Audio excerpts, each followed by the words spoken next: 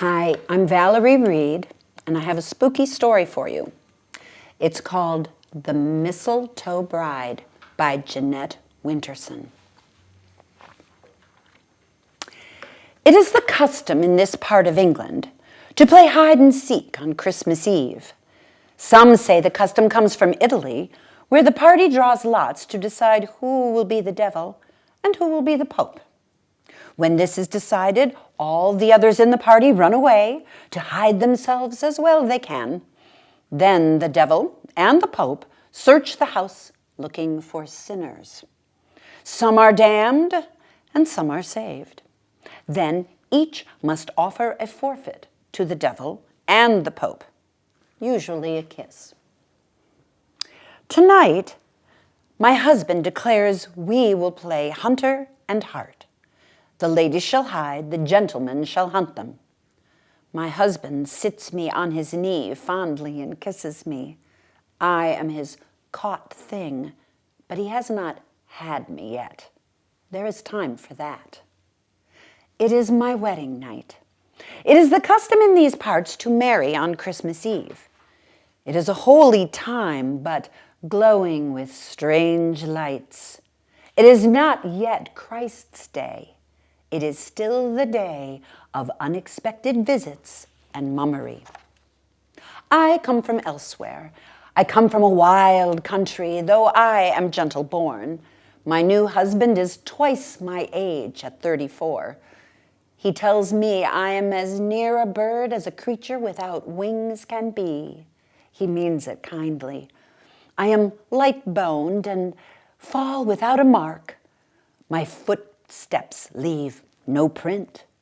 My husband loves my waist, slender as a rope. He says my hands and feet are delicate as a web. He calls me his spun thing. When we met, he gently unwound my hair and kissed me. You will learn to love me, he said. I am my father's youngest daughter. My dowry is small, and I had expected to be sent to the convent. But my new husband is rich and cares nothing for his wife's jewels. I am his jewel. He would rather I shine beside him than glint dully behind the convent walls. It is the custom here that the husband provides the wedding dress, white, but with a small red stain placed where he chooses to mark the loss of maidenhead. The maid came to dress me for the wedding. She wished me happiness and health. Is he a good man, my husband? I asked as she fastened the dress tight. He is a man, she said. The rest you must decide for yourself. I was dressed and I looked at myself in the silver mirror. The maid had a vial of blood. For the stain, she said. She dabbed the blood over my heart. My soon husband and I had traveled from my father's house on horseback. The roads are too rough for a coach. The land is white covered, bedded down under snow. My horse's bridle is traced with frost. Purity, said my husband, this white world is for your wedding day. My breath was thick. I fancied I could read the shapes that flew from my mouth. It was as though I was talking to myself in a vaporous language no one else understood. My breath formed words. Love, beware, courage, unseen. This game amused me through the long icicle of our journey. As we rode through Bowland Forest, my soon husband stood up in his stirrups and cut a low branch of mistletoe from an oak tree. He twisted it into a coronet and hung it on the pommel of his saddle. It was for me, he said, when we were married. I would be his mistletoe bride. I looked sideways at him. So confident and sure he is. I am shy and gentle. I like his certainty and ease. She's nervous as a hare, my father said. Nervous as a hare bolted from cover. My husband said he would cover me. All his men laughed, and my father too. I blushed. But he is not unkind. As we rode along, I fancied that my childhood self rode with me a while. Then, at the first crossroads, she turned her little pony and waved goodbye. For all those miles, I had thought only of my home and what I was leaving. I was leaving a part of myself. There were other selves, too, who disappeared on that bleak road. My free, careless, unconsidered self, the one I am when I am alone on the moors or reading head down in the dark night by candlelight. She could not come with me, though she tried. The more my soon husband talked amiably of my duties as his lady, the more I felt myself caught in a long day of orders to give and people to receive. It would not be fitting for the wife of the Lord of the Hall to throw a cloak over her shoulders and run out into the rain. But this was only growing up, and surely nothing to fear. A new self would be waiting to meet me. Trumpets, flags, running feet, flares. My lady, this is your home. Yes, here, the castle, old and walled. His family built it centuries ago. It is as though we are living inside them.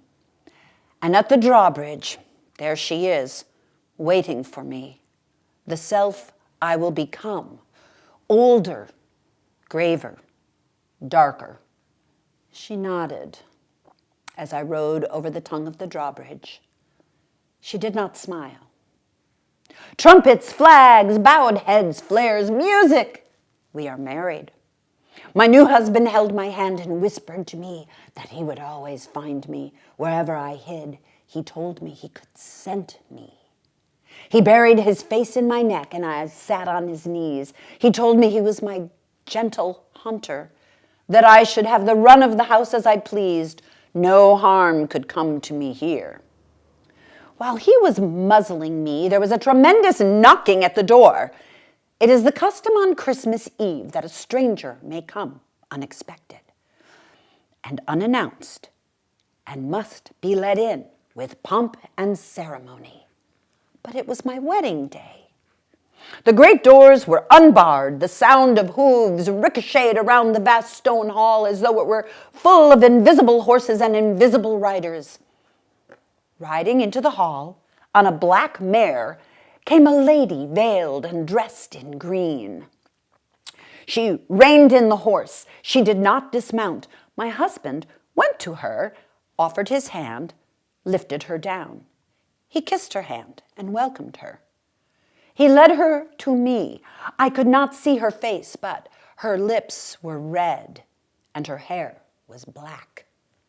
My wife, he said, presenting me to the lady, and yet it seemed to me that those words, hanging in mid-air like my dictionary of frost, would have puzzled a stranger to know which of us was that wife. The lady inclined her head. Music struck up. He danced with her, his eyes on her, while I watched in white and waited. Presently he returned, and bowing to me said, "A custom, the uninvited guest." "You do not know her?" I said. "Know her," he said, and smiled. "It is Christmas Eve." The lady was dancing with another now. The hall was bright and the dancing swift and happy. I drank wine, I ate food. All the guests wished to honor me. I was happy, too. The hours went by, and then my husband took his dagger from his belt and banged the table hard with the hilt. The music paused. "And now for the hunt," he said, and there was general laughter. From his pocket he took a white mask and gave it to me. The ladies began to put on their masks, and the gentlemen also. My husband had a leopard face, pulled low like a visor. He began his counting. Now it was time for the ladies, time for me, to run giggling and clattering down the gray corridors as long as a dream. I knew none of the ways. The tall, heavy candles in the million windows stood still and silent as servants, but they hardly lit up the stone passageways. I chased alongside a young girl of my own age who seemed to follow every twist and stare. As she ran ahead of me, I noticed a pair of doors that opened onto a high chamber. She ran on. I hesitated and went inside. The bed was carved with a pair of swans. There were petals thrown on the pillows from the winter roses kept in hotbeds and grown for the Christmas wedding. The tapers in the room were not lit. Only the light of the blazing fire showed me the scene. I knew, without knowing, that this was the bridal chamber. This is where he would bring me when he found me. This is where we would begin our life together. Laid on the gold coverlet, laid like sleeping knights, were two garments, both white, though his was embroidered with leopards and mine with hearts. It made me smile to see our images at peace and asleep, and I wondered for how many years we would lie side by side until time claimed us. On the pillow was the coronet of mistletoe, mysterious, poisonous, white as death, green as hope. Impulsively, I took the pendant from my neck, my father's parting gift to me. I kissed it, and I laid it on my husband's garment. By this, I gave myself to him. He had no need to hunt me. Full of happiness, I ran out of the room. Light as a shadow, I was deep in the house. I paused to look around, and then I heard footsteps a little way off, echoing in the stone stairs. Quick, hide, I felt sure it was he. Under the window at the end of the passage, there was a big old chest. I could barely lift the lid. Ooh, I struggled. Voices now, round and round the turret stairs. I heaved open the lid and I jumped inside. The chest was empty and deeper than expected. I could sit quite comfortably while I waited. Yes, his voice, his footsteps. Soon he would lift the lid and carry me into our chamber. I had to try not to laugh with happiness and anticipation. Perhaps he had instructed the girl to lead me this way. And then I heard the voice of a woman. I heard her laugh and ask, "In here?" He answered, "Not in there." She said, "Where then? Or perhaps you have changed your mind?" It was his turn to laugh. Then silence, or something like silence, if kissing and touching are silence. I pushed up the lid of the chest just enough to see out. Against the wall was the lady in green, the uninvited guest, in honor of Christmas tide. I wanted to stop looking. I had seen this before, in daylight and in my dreams. I had seen the grooms with the servant girls. Now I was watching my own husband. But my husband, I was a second away from throwing back the lid of the trunk and confronting them, but my husband pushed the lady onto the trunk. I heard the click of the trunk, the rustle of her skirts, then the noise of them at their pleasure.